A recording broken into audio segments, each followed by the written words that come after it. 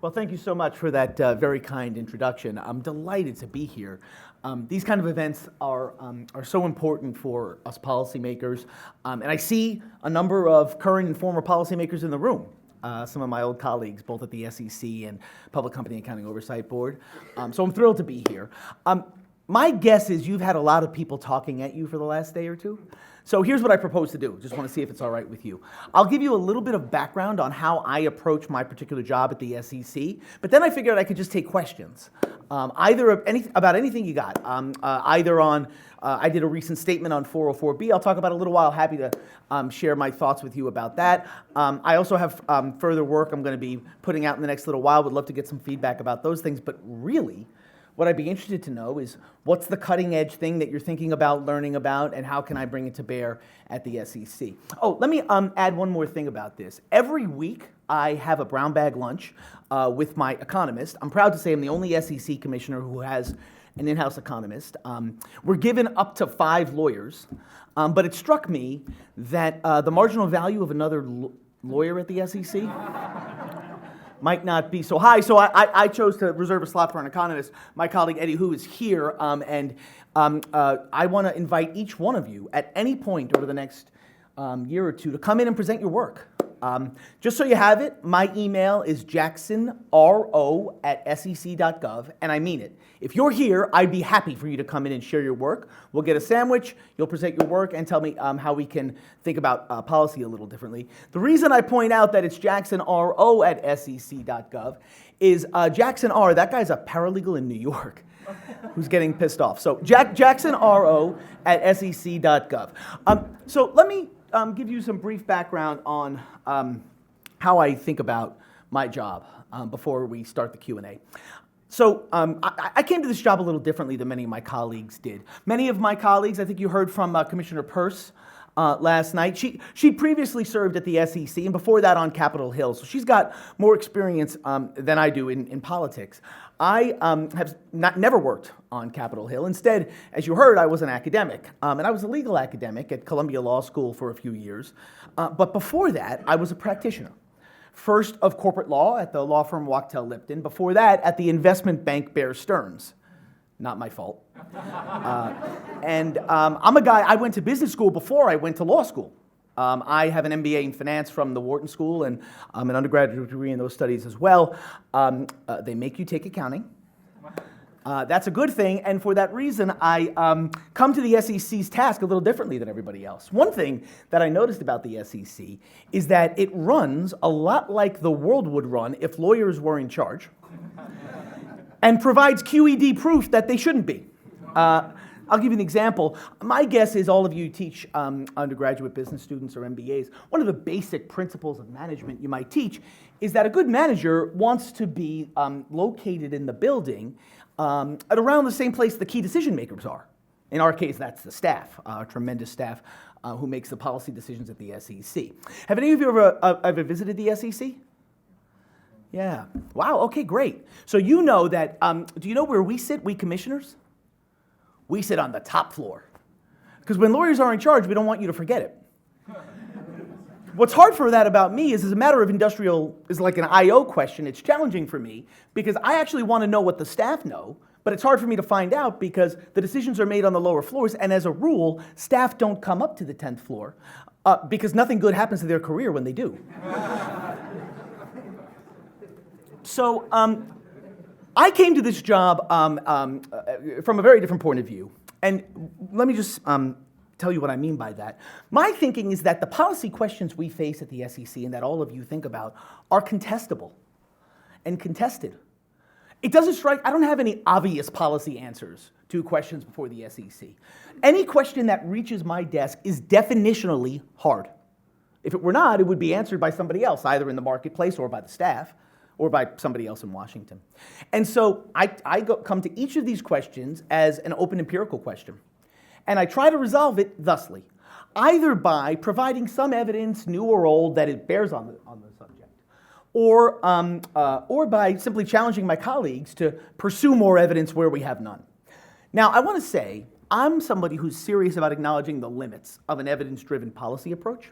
So I don't mean to say I can prove every possible hypothesis or know for sure what the right decision is. I just think my task is to know as much as I can before I decide. And I think we at the SEC have some work to do on that subject, about which I'll say more in a moment. So when I joined the SEC, it's traditional for commissioners to give speeches. And so there were a few subjects that people wanted commissioners to talk about. And the first one, people often said to me, we don't have enough IPOs in this country. They, for some reason in Washington, it's become common, like it's agreed, that ticker symbols are an unalloyed good. We can talk about that later if you like, but for some reason it's agreed that we should have more IPOs, and we wonder why we don't, and indeed over time my colleagues both in Congress and at the SEC have decided that if we just cut some more red tape, we'll get more public offerings. That's an interesting hypothesis, happy to talk about it in the Q&A, but for present purposes I thought, if I'm thinking about the cost of going public, I would think of the actual sort of Cozy-style transaction costs of going public. Like, what does it cost to take a private company, get the books in order, and take it public? And I remember when I was an investment banker at Bear Stearns, I pitched a bunch of IPOs in the late 90s. So, sorry. Yeah, my bad. And I remember pitching those deals, and they were mostly small companies, mostly under a billion in public company market cap. And I remember we charged a spread of exactly 7% every time we took them public. And I remember thinking to myself, man, these are the salad days. Like, this will go away. Competition, technology, this will be narrowed just by the function of economics. In fact, it became so obvious that a couple of years later, you might know, the wonderful Jay Ritter at the University of Florida wrote a well-known JF paper published in 2001 called The 7% Solution, where he just documents the obvious fact that everybody charges 7% on IPOs less $1 billion. So for my first speech, I went to Ohio, where people are interested in capital formation and wanting to do job creation. I said, look, my own view is that this is a serious part of the problem. So I took Ritter's data, I brought him into the office. Jay's not here, is he? No? You guys know him? Listen, man, if you haven't met him, just for your soul, do that.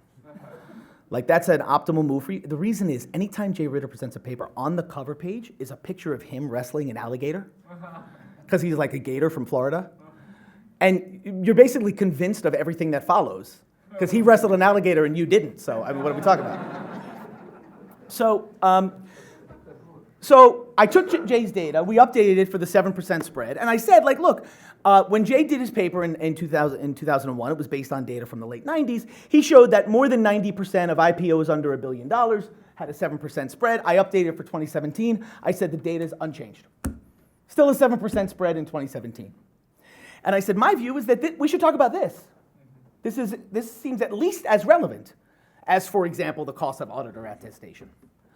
I mean, 7% of the value of the firm versus like 200 grand, but this is bigger. So I said we should talk about that. And I had a colleague grab me in the hallway and say, Rob, I really enjoyed your speech. Are you sure about the data? I said, well, it's a good question. What do you mean? This person said, well, is it possible that you just took the number 7 and cut and pasted across the rows, like across the data set?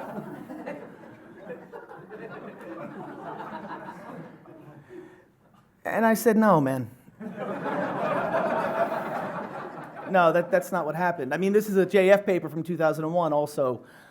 I mean, come on. But that gives you a sense, actually, of the nature of how I do my... So what I'd like to think is that colleague, I won't tell you who it was, but it's someone important. That colleague knows something they didn't know before.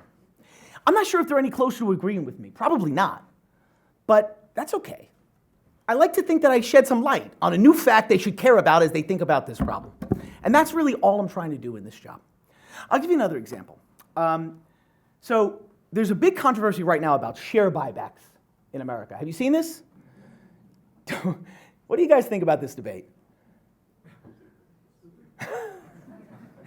So everybody in the room thought stupid.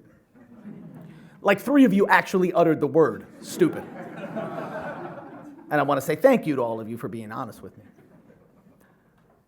I sympathize, but let's put that to one side. People were saying, what do you think about all this? And I said, look, one thing that's always been interesting to me is that the law of buybacks provides, in the United States, that if a company announces a share buyback, no immediate accounting of the actual purchase and sale activity is required until the next quarterly report. And by the way, this has been well understood in the literature for a long time. There's a paper in '92, it's a JF that does this, it's a JFE in 2001, that just studies the firm behavior in light of that activity. And one thing this permits is for insiders to take advantage of the market's temporary lack of knowledge of buying and selling by the company. That's all. So I did a speech showing that indeed insiders do this. That if you look at buyback announcements, you can see that insiders systematically sell far more shares upon the buyback announcement than they do at any other time during the year, even controlling for things like earnings windows and the like. And then, and I just stole this from the '92 JF paper I just mentioned, I showed in response to a question from a US senator that when there is a selling CEO on the day of the announcement, in T plus the next 60 days, those firms systematically underperform the rest of the buyback sample by economically and statistically significant margins. Why? The '92 JF paper suggests, and I think this makes sense, the market reads the signal. They can read a Form 4. We know that bid-ask spreads widen around Form 4s. They see the signal that management are selling into the buyback. They sell the shares accordingly, and 60 days later, the stock price is lower. Again, when I did this, colleagues came to me at first and said, your math must be wrong. And one thing that's fun about the way I go about doing my job, every time I do one of these things, we put our data online. Seriously, if I were you, I would say you want to be data-driven, let us test you for robustness. So those data are available online. Check it out. I'd love to hear that I'm wrong.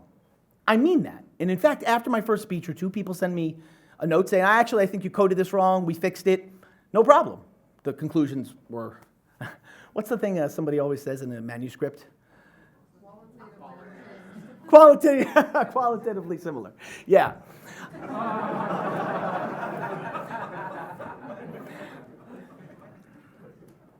I'm happy to have someone check me for robustness. Now we're having the conversation I can understand. Now we're having a conversation about what the facts say. And I feel very happy to win or lose on that basis. My experience is that, so I put the data out there. I've been on the commission for a year and a half. There are 10 data sets online that we created just for people to look at. And I'll tell you, the people who oppose my policy solutions never email me to say, I reran the tests and you're wrong. They email me to say, you suck. But those are two different arguments. And I want to invite all of you to participate in this conversation. To the degree that you think something that we've done there makes sense or not, or you think there's another way we can do it, tell us, man.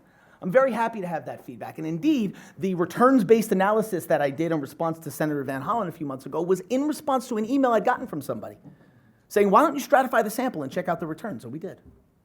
That brings me to the last thing I'll say before I take questions, which is my recent dissent on my colleague's proposed rollback of Section 404B of the Sarbanes-Oxley Act. Anybody see that?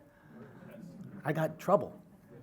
Yeah. So the economists at the commission came up to me and said, we think this is justified because there's bunching activity under the $75 million float. And I remember I'd seen that Iliev paper back in 2010. And I hadn't read it in a long time, but I took it down offline online and I read it. And I saw that the data was based in 2004. That made sense to me because I remember at the time in 2004, I was still practicing law. Companies were very worried about those costs, the cost of auditor attestation. I wasn't never really sure that they were intentionally manipulate the float seems like, but you could see in the Iliev paper in Figure 1, you could see the bunching. I thought it's a possibility, but since then it had become clear companies were no longer doing it. In part because the PCAOB and the SEC took steps to deal with the complaint, either to reduce the cost or to streamline the process. Auditors also responded. They got better at the attestation process. They developed new kinds of controls. And so the cost fell. So I said to my colleagues in DERA, I said, look, and one of the most fun things about my job is the wonderful SP Cathari. He's now the director of DERA, and he and I get to work together. I don't know if he'd say it's as fun as I would, but I love SP. I think he's incredibly thoughtful. I said, we should just update this and double check. He said, well, it would take a long time. It's public float. I was like, look, man, this is data from '04. It's like 2019. Can we really use it? He said, we think it'll be, what was that phrase? Qualitatively unchanged. So we scraped it. Eddie wrote some code, figured out what the float was and scraped it, and we just presented the data at the open meeting and said, to the degree there was bunching, and by the way, that's not at all clear for all kinds of reasons, and the central claim of the LEF paper is not that there's bunching, it's a different claim. To the degree that it was, it's gone. So we can't make law on that basis anymore. Then we just said, well, also, if you really want to know the costs and benefits, why don't we just ask investors?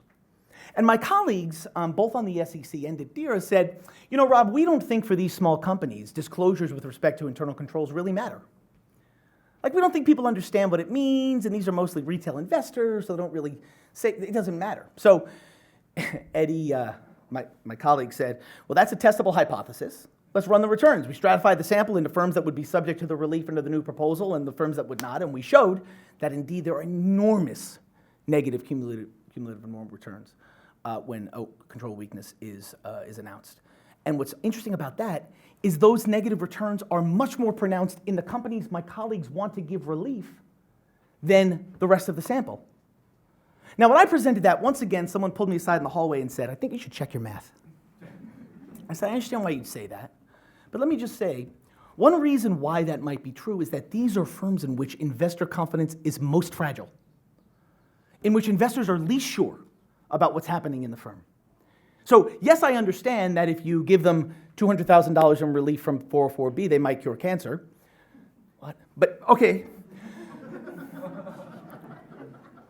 More likely, if investors understand that there's a serious control problem within the firm, they might react very, very negatively, in fact, in a way they might not at a bigger firm, which has all kinds of other disciplining effects, putting attestation to one side.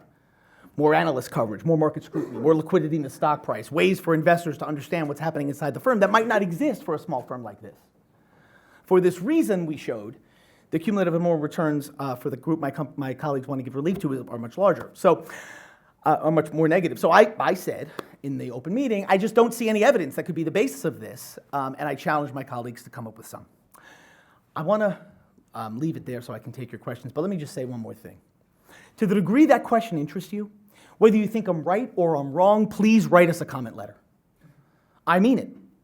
We are listening. And my colleagues came off that stage and said to me candidly, I want to look at what he's got.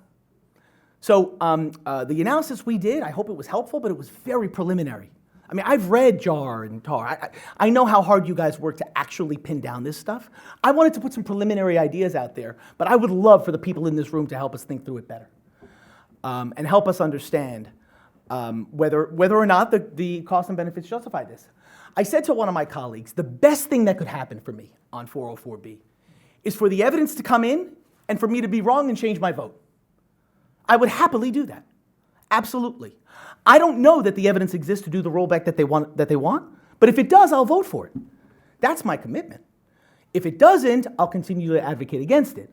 Not necessarily because I have a strong view about attestation, but because I'm absolutely sure that facts rather than intuition should guide those policy decisions. So, with that in mind, thank you for having me this morning. I'm happy to take your questions.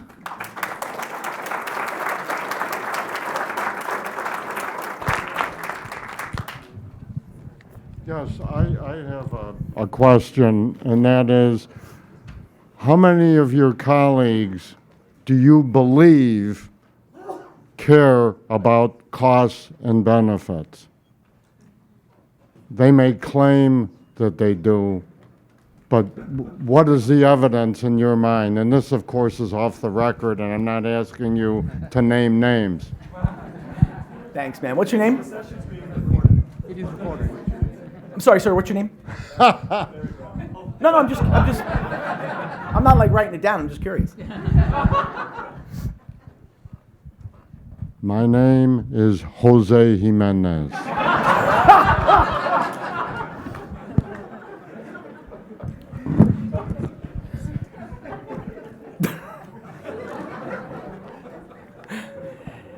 Thank you for that question, senor.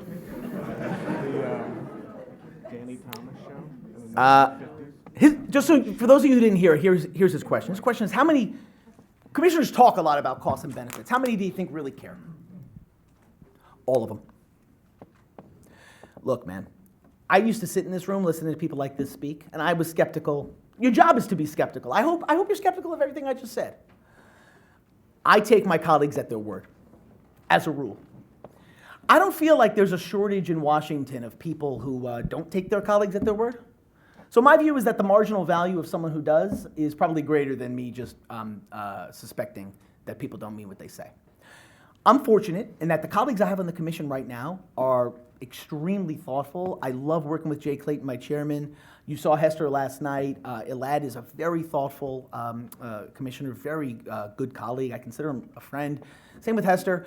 I disagree with them, but I believe that I get heard in the room. And I'll tell you right now, it was interesting, that open meeting. I don't know if any of you watched it. They could have said, he's full of shit. They could have said it's unfair that he counts stuff. They could have said a lot of things. What they said was, well, look at it. That's what they said. Now, do I think I'm going to win? No. But I'm sure as hell going to try. And I'm going to create a record that makes clear. I'm going to force my colleagues, if they do this on the basis of intuition, of theory, rather than actual evidence from the market, I'm going to make them say so. Because I think the people of the United States and the people in our market should know when we're guessing, when we're doing something based on what we think we know, versus something we actually tried to figure out. That's my 2 cents.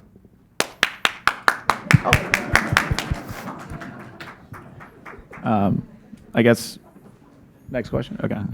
Hey, man. Yeah, and say, first off, I just want to say thank you for being so receptive to academics. I was at your office at the beginning of March with Dan Taylor and everything, and we had an excellent conversation.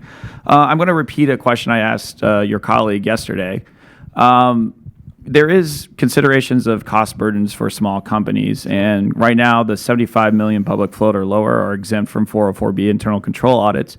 What's perplexing to me with this proposal is, there was a conversation at one point to raise it to 250 public float, and there is actually academic research, and I could send some of my own research that would maybe support that to, for those types of small companies. I know those people. Yeah, what's perplexing about it is that you went, or I guess the proposal is 100 million of revenue or less, and most of those are biotech companies, and I'm not going to lie on that.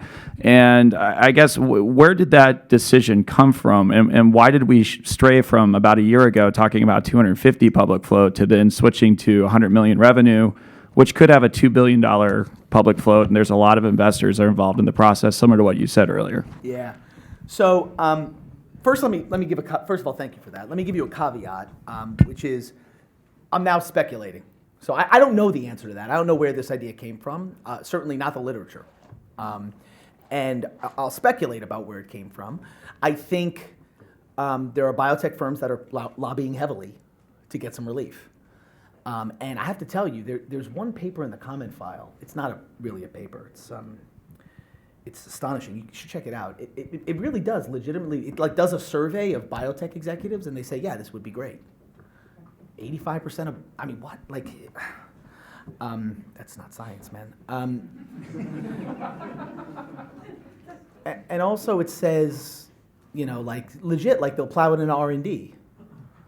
So sorry, just let's back up and evaluate that proposition.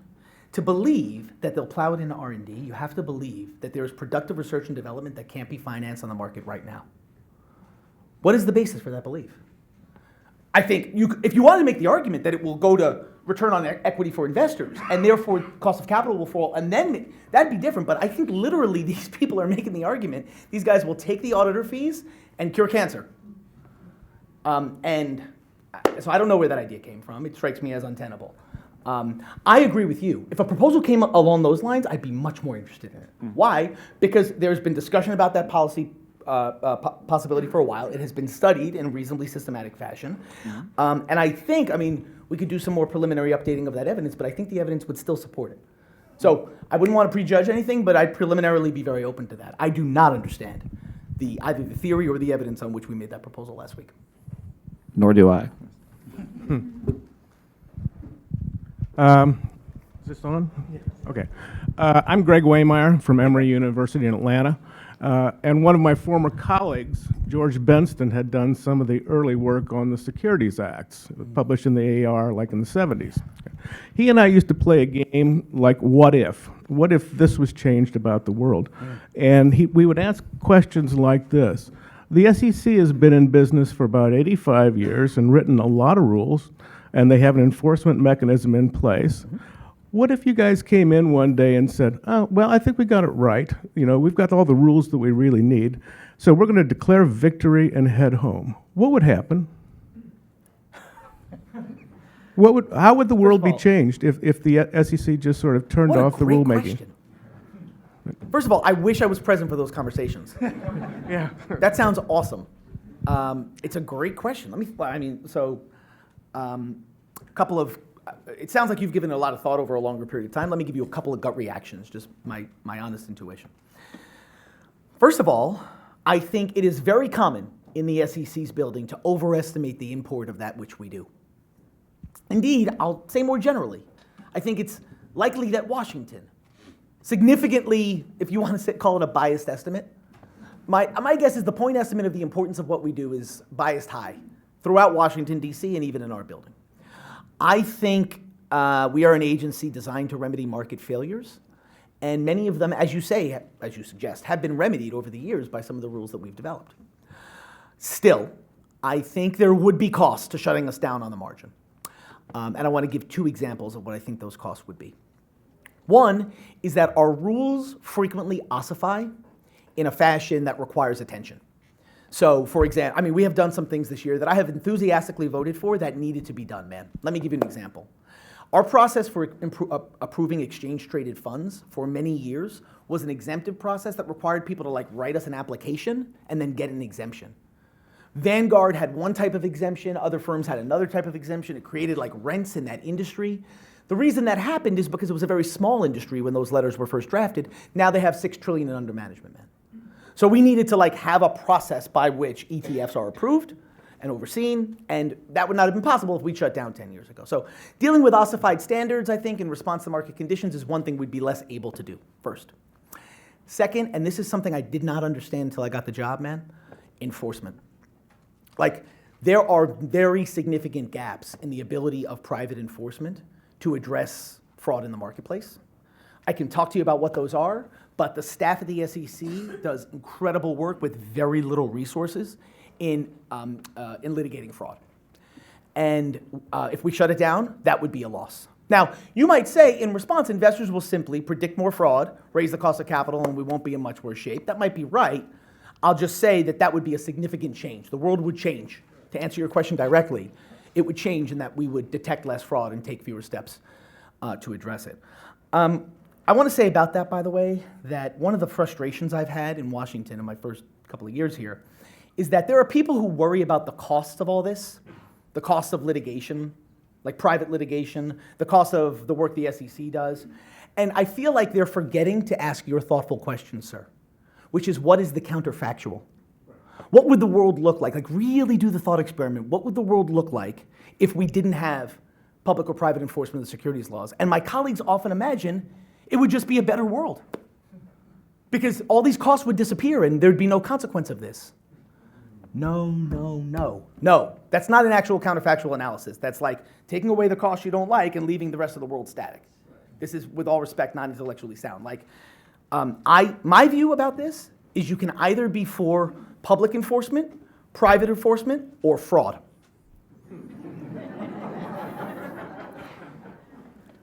I would just like the people in Washington to choose. Because they tell me private enforcement's too expensive and we should get rid of it. No, we should do mandatory arbitration, blah, blah, blah, blah, blah. They tell me they're not for, so my answer to that is to say, okay, great. Why don't you quadruple the budget of the SEC Enforcement Division? Let's talk about that. You want to make it, fine, let's make that deal. Let's have that conversation. Oh, no. That would be very burdensome. Well, then you're for fraud. And I think the question you're asking, sir, is just the right one, which is let's be honest with ourselves about what the counterfactuals are when we make decisions. Then we can explore whether we prefer that world or this one. But let's just be thorough about the analysis. Thank you. Thank you. What else? So, let me get this. This may be dead. There we go. Yeah. There. Rob Bloomfield, Cornell University. Hey. I've spent a lot of time with FASB staff as they are trying to get sort of prospective input, comment letters from three of their key constituencies, the firms that are preparing reports, the auditors who have to do their part, and the users that are supposedly the ones benefiting from all of this. It's really easy to get the preparers to weigh in about what they do and don't want to do, and same with the auditors. Getting good input from users is like pulling teeth because, so is that your experience in the SEC, and what do you do about it? Can you guys hear me okay? Is this all right? Great question. So his question is, it's very easy to hear from companies, from accountants about these questions. Very hard to hear from users of financial statements. I totally agree. And indeed, I think what I've noticed at the SEC, so if you look at my calendar any given week, I'm going to have, they call them meetings. It's really just lobbying. And I'll tell you, has anybody in this room ever been lobbied? No? For free. For free? Yes.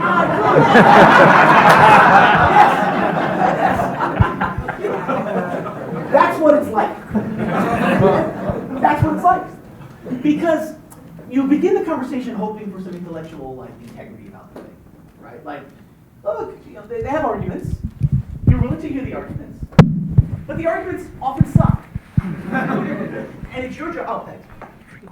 And it's your job to point out that the arguments suck, in part because you are this person's teacher.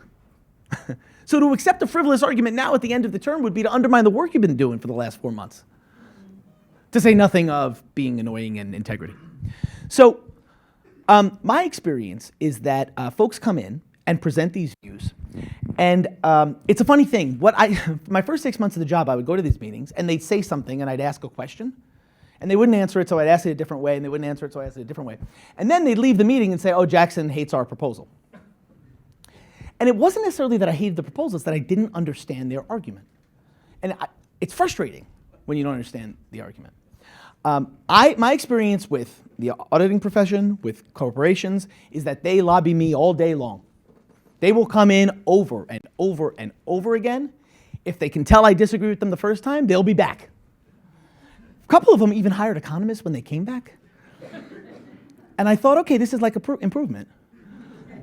But then the economist was kind of looking at me like, I don't really think this. Anyway, complicated.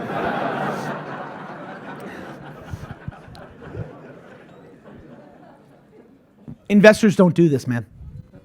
And there's lots of reasons why. First, you can imagine we could theorize this if you wanted, like on a whiteboard. It could be like a collective action problem. It could be like it's not their core competency. Also, many large institutional investors have other things going on. Like if you're a big pension fund, there's lots on your mind. SEC and accounting rules is not necessarily top of that list, right? Now, I will say more and more large institutional investors like Vanguard, Fidelity, and BlackRock are doing more of these conversations, but not from the point of view of a user.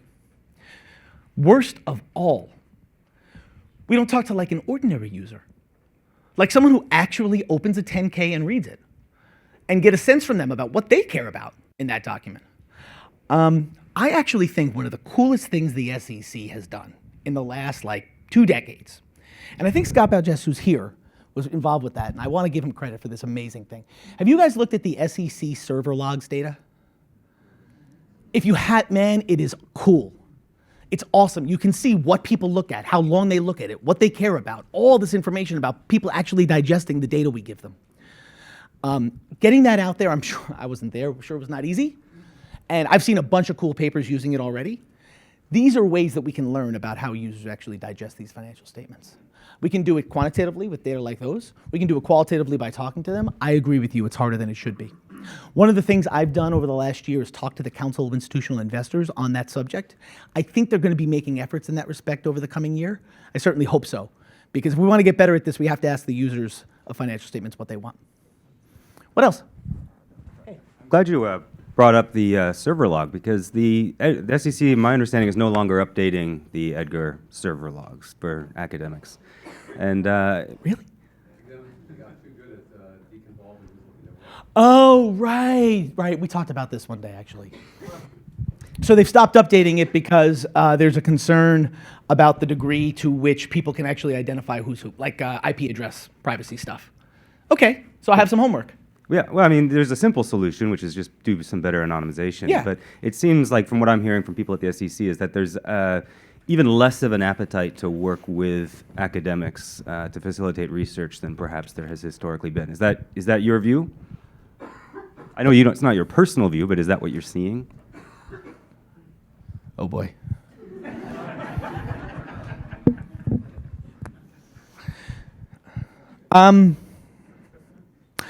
I think it can be frustrating for people who have a particular prior to work at a place where somebody else puts out work that suggests your prior might be mistaken.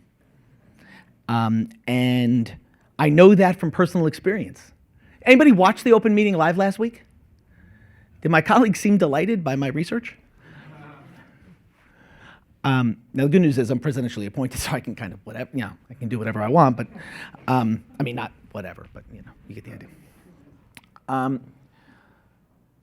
I think the SEC remains very open to research.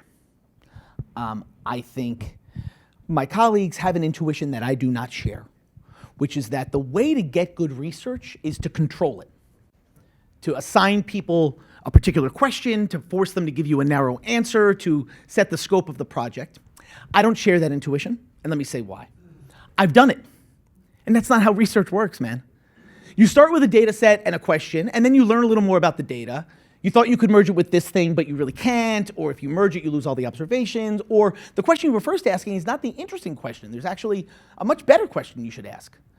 Because I've had that experience, I think we need to take an approach to research that admits the possibility that a researcher who works for us might find a fact contrary to our intuition.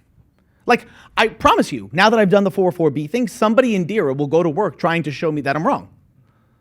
This doesn't bother me at all. Indeed, I am delighted, because now we're having a debate I can understand. Like, save auditor fees, cure cancer? I do not understand. I can't be helpful in that debate. You have a prior about it. What can I do? Here, I think if we're having that, so I want to try and persuade my colleagues that that's okay. Now, to be fair to my colleagues, by the way, stuff like anonymization and PII, personally identifiable, those are serious concerns that deserve serious answers. I don't mean to make light of them. But it cannot be that the principal regulator of our securities market is not pro-research. I don't think that's what my colleagues think. I think they're grappling with what it means to be pro-research, but I'm hoping I'm going to get them there. And I will work on the server logs, I promise. What else?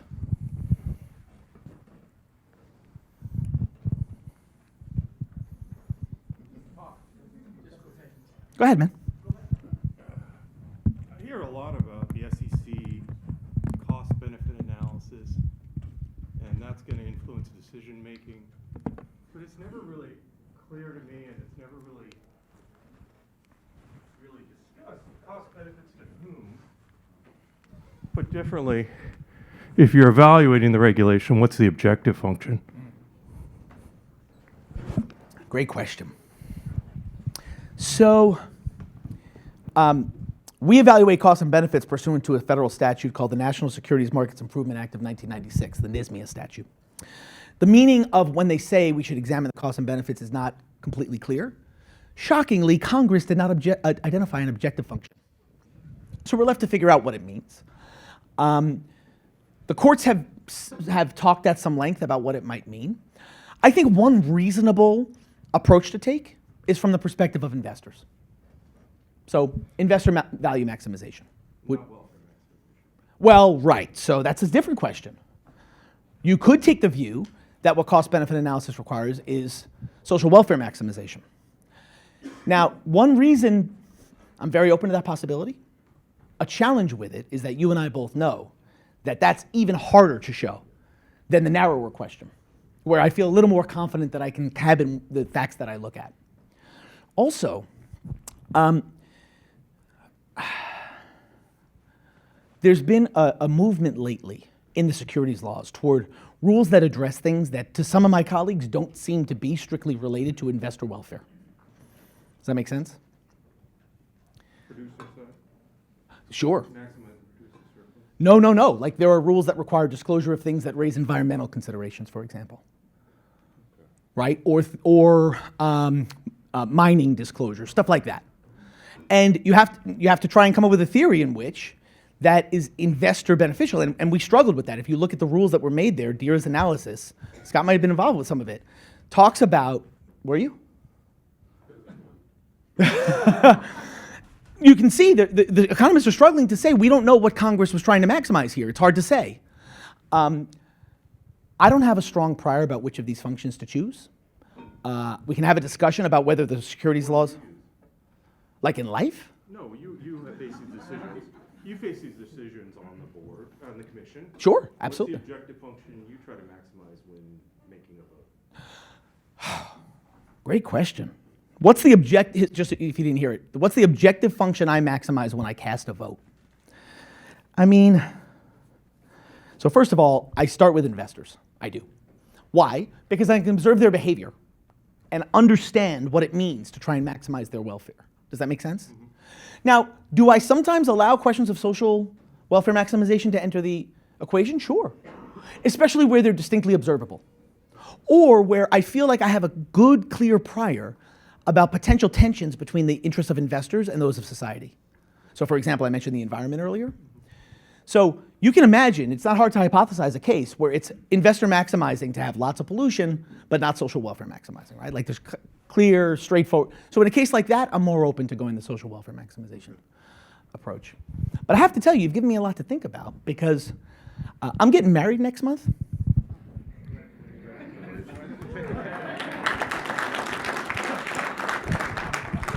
Is it that surprising?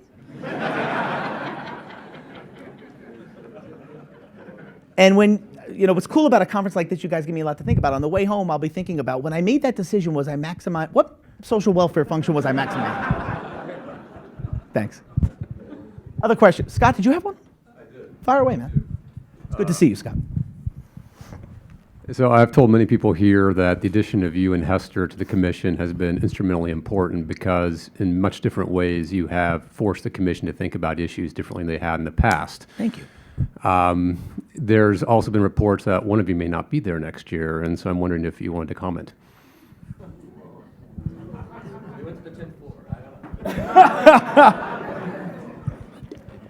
So, a couple of things about this. So first, the report that Scott has in mind, thank you for those kind words, by the way. Coming from you, it means the world. Scott's public service at the SEC speaks for itself. It's extraordinary, and if you don't know about it, you should. Deere is a much better place for all of his hard work. He's referring to a Wall Street Journal report, maybe, yeah? That suggested that I might be leaving soon. It's almost like you get the impression there are people in the market who would prefer I go home. Let me say this. You guys know, basically what happened here is I got put on the NYU course catalog because on June 5th, my statutory term ends, and NYU has a computer that says when its term ends, we're going to put them on the calendar. So I'm on the course catalog for September. Let me ask you, have you always taught the semester when you're on the course catalog? No. Yeah, me neither. We'll see. My guess is that there are folks, believe it or not, there might be folks who want me to stay in the job. Even one or two here, thank you. So I think they might be stuck with me for a little while, Scott, but we'll see. Yeah. I have a question. I have a question about regulation fair disclosure. Oh, I'm interested in the SEC's focus on leveling the playing field. Regulation fair disclosure passed a long time ago. Doesn't seem like there's a lot of enforcement. Could be for a lot of reasons. What do you think the reasons are? Well, that's a good question. I'm not sure. I think it could be because it's really hard to enforce. Materiality is subjective, whether or not it was an intentional disclosure, not a subjective, both of which need to be proved in order to show there was a violation of regulation fair disclosure. Quite right. On top of it all, it's about private disclosure, which is black box. Nobody ever really gets to observe them. We don't have a lot of evidence. I'm wondering what your thoughts are on the future enforcement or how the SEC is thinking about leveling the playing field going forward. So a few things. First of all, Mike? Yeah. Where are you from? Cornell. So Mike's question is, we haven't done a ton of Reg FD enforcement. Why not? And what do you think about that? So, a few things. My lawyers aren't. You see, when I bring my economists, not my lawyers, I always make this mistake. Everything I just said are my views. Not Hester's views, not my mother's views. You know, I find it very annoying that they make me give this caveat, because when I used to give talks as a professor, I didn't have to give that caveat, but it was equally true. So I have a caveat I give to the caveat, which is that I am sure that in the fullness of time and wisdom, they're going to realize I was right the whole time.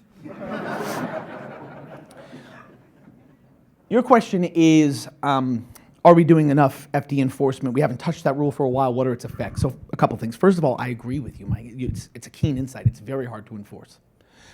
So I know because I was a banker before, so I was in some of those pre-FD conversations. I remember thinking, this is gross, also profitable, but gross.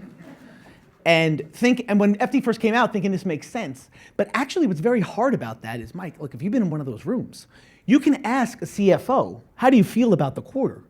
She can say nothing, but just the look in her eyes can help you understand the company a little better than you did a moment before. Am I supposed to regulate that? On the one hand. On the other, we have very few FD cases.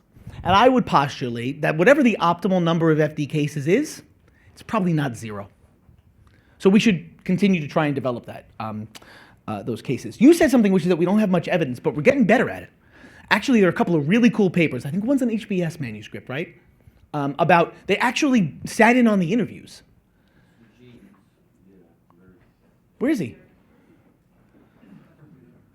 He's with the people with guns. Oh, shit.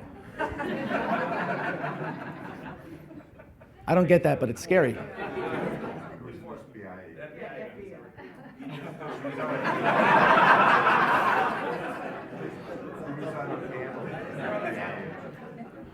What did he do?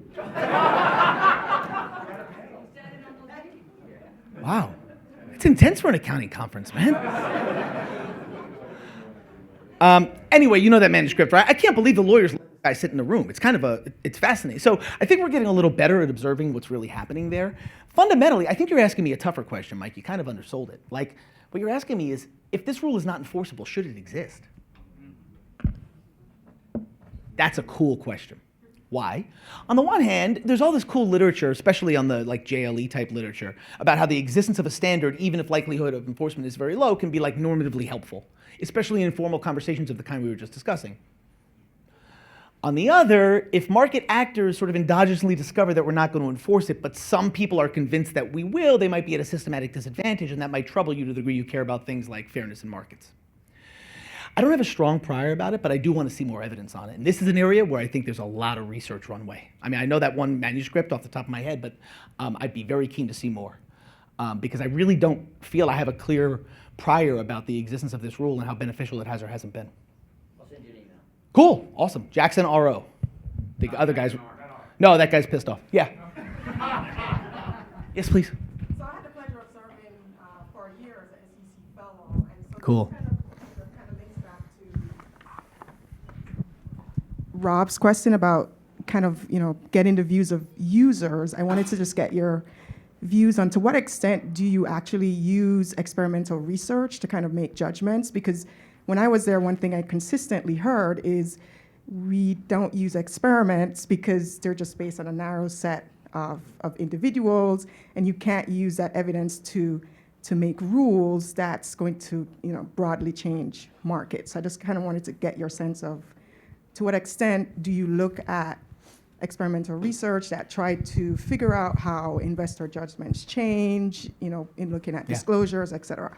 I'm a big fan of experimental research. And I understand the generalizability critique that you just shared, and I've heard it before in the building. It sounds like you did too. But I guess my problem is I'm always asking compared to what, right?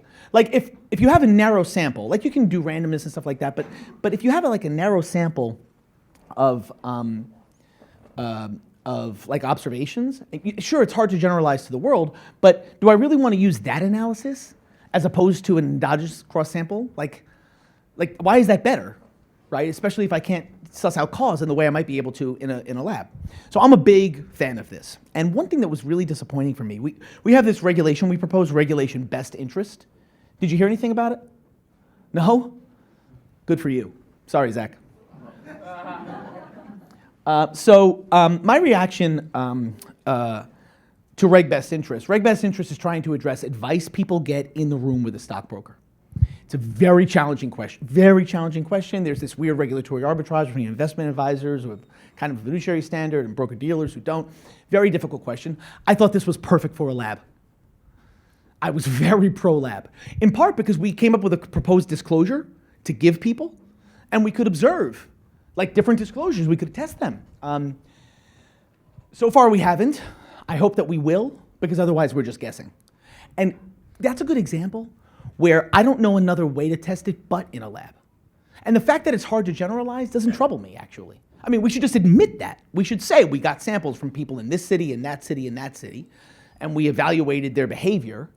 Now, I will say my colleagues did send out some of these questions to the RAND Corporation for evaluation, but they didn't do the kind of rigorous study we're talking about. They did like a qualitative survey in 4 cities. They asked people like, would you like to have a fiduciary rule? People were like, yes. I assume that's not what you mean when you mean experimental design. You mean like RCT style, even with a limited sample, kind of randomized studies of, and I'm very keen. I'm a big supporter of these. What else? Oh, Zach, please. Reg BI.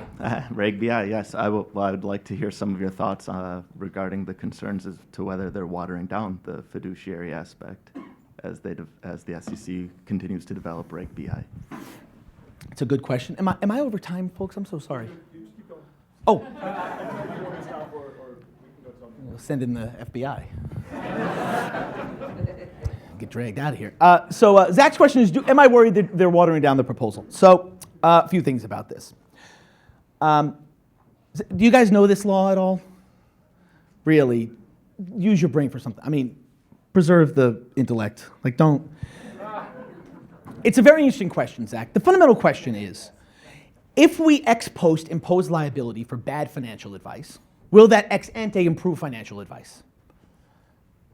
My prior is probably, but it depends. It really just depends on all kinds of characteristics. First of all, you can even ask the question, coming back to your point, sir, what do we mean by better financial advice? Like, what does that mean? It's a very hard question to answer. So we made a proposal on this last year, and the proposal did something that I thought was straightforward, which is to say, we're going to say that the fiduciary standard works this way. Broker-dealers will be subject to what my colleagues called a best interest standard. It was a heavily lawyered definition, and I said, I'm concerned that it's heavily lawyered. What the best interest standard in the proposal says is the broker cannot subjugate the client's interest to her own. Does that make sense? I mean, not does that make sense in socially, but like, yeah. So that's confusing to me. Why? Because proving that someone subjugated the other side's interest to their own strikes me as challenging. And I don't know why you'd want investors to bear that burden, especially because they have collective action problems. They're often not going to be able to detect this kind of thing. Got all kinds of reasons why you can expect under enforcement and equilibrium.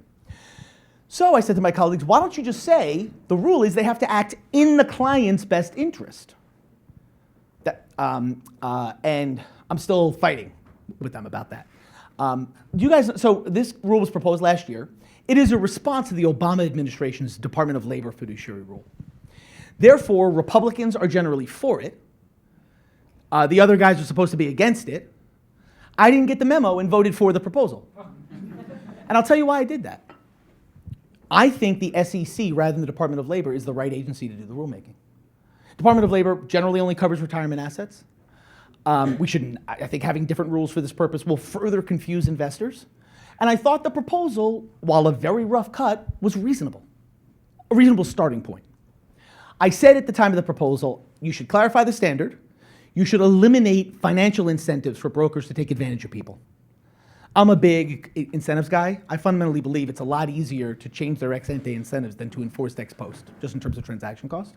And then finally I said, you have to test this. You have to prove to me, I suggested an RCT, that this actually works, that giving people disclosure makes them better off.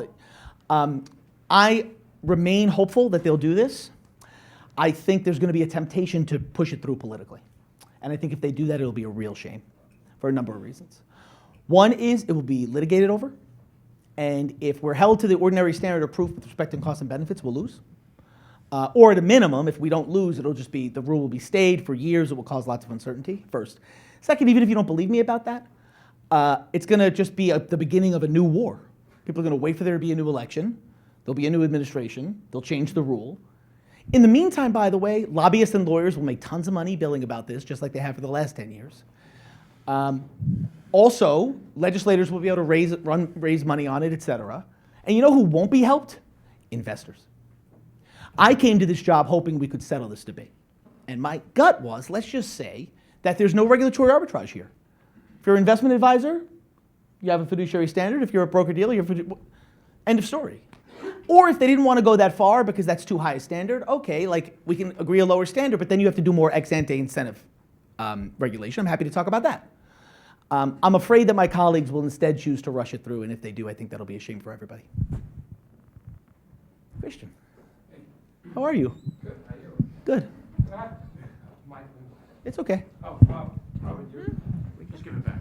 I will. So,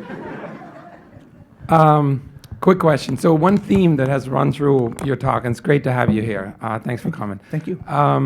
Is this notion that you really want to use evidence to inform your decision making and the policy making. And if you were king of the SEC and could make stuff happen, what do you think we need to have in place to have more of that style of policy making? What would be sort of the elements and the features we would need to have? And I think the reason I'm asking this because I think it's going to be also a great way of for the panel we'll have later. We'll want to debate some of that, and so it would be great to hear your voice on that. Sure, happy to. So first of all, I have a few ideas. Just to be clear, I take Christian to be asking, how do we bring fact-driven policymaking more into the sort of culture of the SEC? How do we make it more a part of the regular process? So a few things. First of all, I'm someone who believes that data production should be part of the SEC's mission. Like, we have the ability to observe. I tell you, man, working there is so cool. We see so much of them. Every day I learn something new. I mean, when I was an academic, it's hard to remember, like, we oversee the stock exchanges, tons of rich data about the decisions they make. Investment managers, right? We see all the 40 Act companies, all the decisions they make when running money. The enforcement division is itself like so interesting. Corporation finance, like, so I would make data production part of our objective function. I would say we are fundamentally producing data for the market and academics to digest and react to. We can talk about privacy concerns and the rest, but we should be trying to share as much as we can with the marketplace because we're likely to generate information that will be valuable for us, first. Second, I would have, I would specifically acknowledge that there are going to be people at the SEC who are going to produce research that is contrary to either the policy decisions we're making or the beliefs of the principals. Like, I would want to say that. I'd want to say to every economist, if you find a fact that shows that I'm wrong, you must publish it. Indeed, the publication prerogative is much stronger in that case. Because I think people are starting to worry that we publish only those things that are consistent with what comes out of our mouths. And this is a serious institutional problem that we should solve. Third, I'm somebody who believes that we should have a permanently set academic advisory board made up of people from all kinds of disciplines, finance, accounting, economists, et cetera. The board should rotate with some frequency. We should have an advisory committee. In the same way we have an investor advisory committee, a fixed income advisory committee, we should have an advisory committee of folks who are producing research on a daily basis who can tell us what the cutting edge is, what the state of the art is. They should meet regularly. They should report to the commission every year. They should be making commentary about the degree to which we're using the available facts in the world to inform our policy decisions. And they should report not only to us, but also to Congress, so we're held accountable for the decisions that we make and the degree to which we do or do not ignore research. Those are three things off the top of my head that I would do on the first day to make data-driven policymaking part of the mission. Yeah. Yeah, Robert Neckel, University of Florida. Hey. And I just want to, first of all, point out, don't buy the hype. Jay does not wrestle alligators. Sure? Yeah, I'm pretty sure, although they are within about 150 meters of our building, because they were there first, actually, to be honest. I'd like to kind of recycle back to the 404B question. Sure. Because I'm an auditor, and so I was quite surprised when that announcement came out. But I'm actually wondering, is this the crack in a dam that with the new PCOB board in place and some of the history that's gone on with various controversies, is this likely to lead to some other rule changes at the PCOB level? And if so, what might you think? You may not want to speculate on this one, but if you would, where might researchers be able to help you if some of these things were starting to come out again? It's a great question. I'll email Jay and ask about the alligators. His question is, Rob, is this like the first? Small alligator. It was a small alligator. Although, I mean, still. Yeah, anyway. His question is the 404B rollback part of a broader deregulatory agenda that's likely to proceed, and if so, what can we do about it? So first, I don't want to speculate about what the PCOB might be. As you know, it's a brand new board. In my view, I was someone who wasn't sure about the new board. They were appointed by the commissioners before I joined. So like literally the week before I was sworn in, those 5 members were announced. I wasn't involved with their selection. I know some of them. Jay Brown's an old friend, for example. But they have taken their time over the last year and a half and sort of staffing up and figuring out what they want to do. And I've been delighted by that. Because I can tell you there's real intuition in Washington that you have like a very limited amount of time to change everything the previous guys got wrong. And I'm glad to see that they have not done that right out of the gate. On the other hand, the 404B rulemaking does greatly concern me. Because, look, biotech companies had this on their list for a long time. There's a long list of things like this that companies have been asking for the better part of 20 years. And yes, I worry about the degree to which my colleagues are hearing those complaints rather than thinking through whether or not complaints should be made into policy. So your question was, what can you do about this? Oh, by the way, I should say, I don't know what the board will do. I wouldn't want to prejudge it. My guess is I'll have to vote to approve it at some point in the future, although it sort of depends on the step that they take. I oversee their budget and other things, in addition to the selection of members, now that I'm on the commission. I will say that if the board's going to be taking steps like this, they should be using evidence. And if they rush through deregulatory steps the way my colleagues did last week, I'll do the same thing I did with them, which is I'll point out the degree to which the evidence doesn't support what they're trying to do. How can you help? You can comment on the 404B rulemaking. Because, look, agree with me or don't. I actually, believe it or not, maybe I haven't given this impression, I don't much care. What I care about is that people who have been thinking about these questions as long as you have are heard. That like biotech companies in Boston who promise to cure cancer with audit fees aren't the only voice in the room when we think about a hard question like, do we need auditor attestation? So I urge you guys, I know, look, when I wrote comment letters to the file, I often felt not heard. I felt that way about my papers too, but that's a long story. But I would like write, I'd write these letters, man, and you send them to the file and you never hear back and whatever. Please do not make this mistake with 404B. Don't. Whatever you think about it, and I mean whatever you think about it, you should comment on it. The experts on that subject are in this room. You should be heard before we make those rules final.